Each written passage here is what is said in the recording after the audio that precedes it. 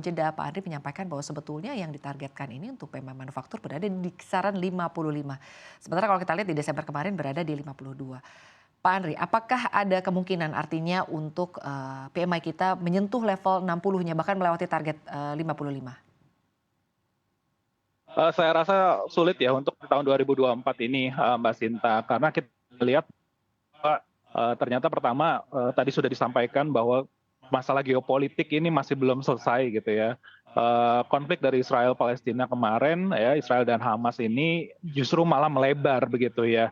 Eh, jadi konflik Houthi dan AS gitu ya di Laut Merah. Jadi saya rasa dari situ saja sudah mulai adanya dampak yang cukup besar, terutama kepada harga minyak yang kemungkinan naik ke depan gitu jika eskalasi geopolitik ini masih meningkat begitu. Kemarin kita melihat bahwa eskalasi antara Houthi dan juga Amerika Serikat sudah meningkatkan harga minyak hingga 2,5% begitu, dan kita tahu bahwa 12% perdagangan global itu melewati terusan Suez, di mana di letak Laut Merah ini juga ada gitu ya. Jadi kita melihat bahwa kemungkinan besar ada disrupsi yang cukup besar ketika dari kargo kapal-kapal kargo yang memang melewati terusan Suez ini akan memutar balik begitu ya, dan juga menghentikan perdagangannya, dan tentunya ini biaya dari perdagangan pasti akan lebih besar lagi.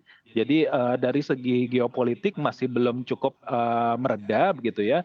Dari segi tahun politik, di mana kalau kita melihat pertumbuhan ekonomi kita komparasikan antara tahun politik, tahun pemilu dengan tahun sebelumnya, itu biasanya pertumbuhan ekonomi jauh lebih rendah. Nah, ini merupakan salah satu hal yang memang perlu cermati, bahwa kita masih akan sulit untuk menembus kira-kira PMI di level 55, apalagi kalau tidak ditargetkan sampai ke 60 gitu ya. Sesuatu hal yang memang trajektorinya sangat besar sekali gitu. Jadi kita melihat juga beberapa faktor lain ya. Tadi saya sudah sebutkan bahwa faktor perekonomian China yang masih cukup belum membaik sampai dengan hari ini, dan bahkan masih akan sampai tahun 2024. Jadi saya rasa beberapa faktor tersebut, Mbak Sinta, ini salah satu hal yang memang menjadi alasan mengapa PMI manufacturing kita masih belum bisa terangkat sampai ke level 55 basis point. Baik Pak Andre, jadi intinya Anda menyampaikan bahwa tahun pemilu juga menjadi tahun yang cukup challenging begitu ya untuk PMI manufaktur kita karena artinya akan menghambat investasi juga masuk ke Indonesia. Apakah Anda juga sepakat dengan hal itu Pak Andre? Ya, kalau saya melihat beberapa indikator bahwa tahun politik, tahun pemilu, seringkali investasi di dalam GDP kita itu melambat begitu ya. Jadi ini menurut saya salah satu hal yang memang mengindikasikan bahwa para investor mencoba untuk hold dulu sampai ke level transisi yang tadi saya sampaikan, bahwa mungkin mereka akan confidence di Oktober 2024. Ketika transisi itu sudah smooth, di tahun 2025 mereka akan ekspansi lagi begitu.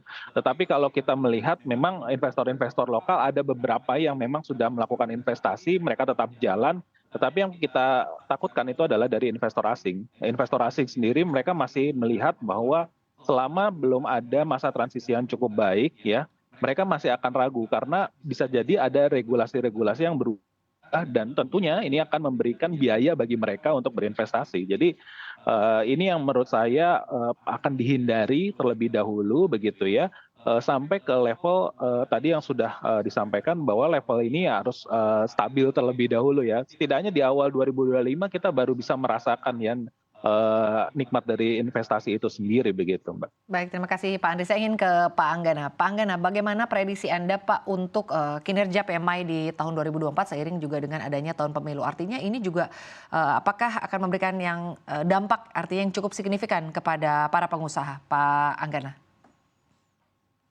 Dari beberapa sektor yang memang sedang menjadi perhatian pemerintah, terutama yang masuk dalam prioritas hilirisasi, lalu kemudian juga pasti ada beberapa ada stimulus-stimulus jangka pendek gitu ya, seperti di beberapa sektor, kami masih optimis sebetulnya pergerakannya masih positif sepanjang tadi yang tadi Pak Andri sampaikan adalah kepastian regulasi. Nah, ini kita jangan sampai kita atau negara ini akhirnya tidak mampu untuk mengendalikan dalam negerinya sendiri gitu, karena itu yang akan mencederai sebetulnya keyakinan publik, pihak investor dan juga keyakinan para pelaku usaha dalam melakukan ekspansi bisnis.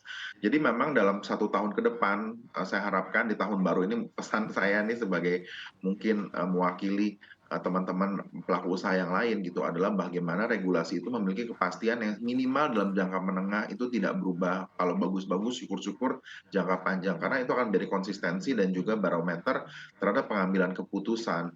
Lalu yang kedua adalah bagaimana kita memastikan juga akhirnya daya beli dalam negeri itu cukup baik, sehingga jangan sampai ada instrumen-instrumen baik itu fiskal maupun moneter yang akhirnya menyebabkan daya beli itu tergerus seperti misal penerapan cukai pada beberapa komoditas baru yang sekarang sedang dibidik gitu oleh pemerintah. Dengan mempertimbangkan berbagai faktor dan juga momentum untuk perbaikan pemulihan, kami harapkan terutama untuk sektor manufaktur sendiri dapat memiliki kepastian juga untuk perolehan bahan baku, Mbak Sinta, karena banyak sekali bahan baku yang memang menjadi bahan pembantu untuk pembuatan komoditas-komoditas ini menjadi kadang-kadang kendala untuk diperoleh baik dari dalam maupun luar negeri. Nah, ini harus menjadi catatan penting bagi pemerintah di awal tahun ini untuk memastikan seluruhnya bisa smooth dan tidak ada lagi misalnya kebijakan-kebijakan yang mencederai daya beli konsumen di dalam negeri. Sinta. Baik, terkait dengan harapan dari pengusaha ya atas certainty dalam sisi regulasi atau kebijakan yang dikeluarkan oleh pemerintah. Bagaimana antisipasi pengusaha begitu ya, artinya agar industri manufaktur ini tetap ekspansif Pak untuk di tahun 2024? Tentu dari berbagai macam pilihan yang sekarang ada adalah bagaimana kita melakukan, efisiensi yang sehat gitu, tidak serta-merta efisiensi yang quote and quote berdampak pada ketenagakerjaan. Berbagai macam strategi sudah, dilakukan, yaitu memang dalam perbaikan dari sisi, rantai produksi kita gitu, terutama memang menggunakan banyaknya teknologi yang semakin membantu daya saing pelaku usaha di dalam negeri, dan juga adalah penjajakan pasar-pasar baru gitu. Kita mengetahui dan mungkin Pak Andri sudah mengetahui juga bahwa pasar Afrika mungkin sekarang menjadi salah satu pasar yang cukup potensial untuk kita dan sekaligus juga ada India dan juga beberapa negara di Eropa. Meskipun kita harus melihat secara realistis, mungkin India dan juga China dan juga pasar di Afrika menjadi salah satu magnet baru gitu untuk kita dapat memperluas pasar ekonomi kita karena mungkin kalau bersaing di Amerika ataupun di Eropa sudah banyak sekali regulasi yang mengganjal.